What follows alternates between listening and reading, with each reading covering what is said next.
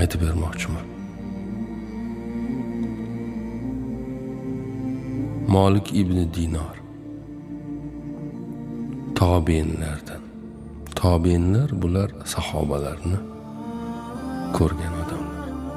Sahobalar Rasulimizni sallallohu alayhi vasallam ularni ko'rgan odamlar. Bu ham boyagi bir gap borku, ki ko'zlaringdan o'pay deydi. Nega?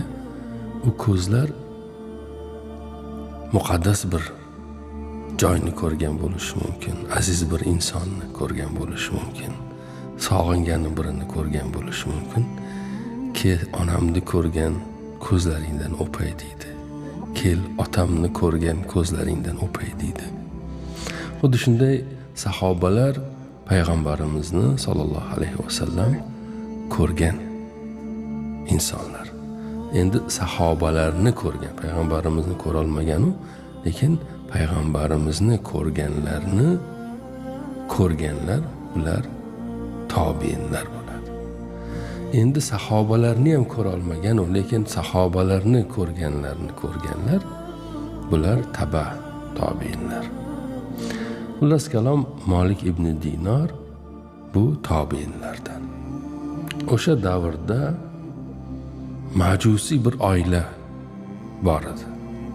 Majusiylar kim? Bular olovga sig'inadiganlar. Endi bobolari ham olovga sig'inishgandi, bobolari ham olovga sig'inishgandi va u yerda ikkita aka-uka bor edi. Ular ham olovga sig'inishardi. Endi inson ajoyib tabiati bor insonni. Biri olovga sig'inadi, o'zi yoqadi, o'zi sig'inadi, yana o'zi o'chirib qo'yadi. Yana undan bir madad kutadi.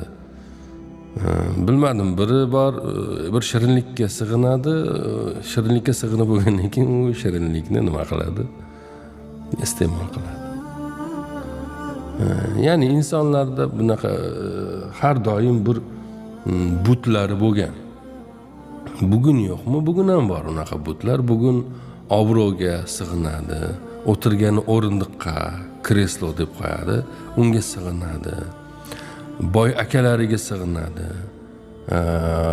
Bilmadim, ya'ni kimlargadir sig'inish bugun ham bor. Ya'ni hech qursa nafs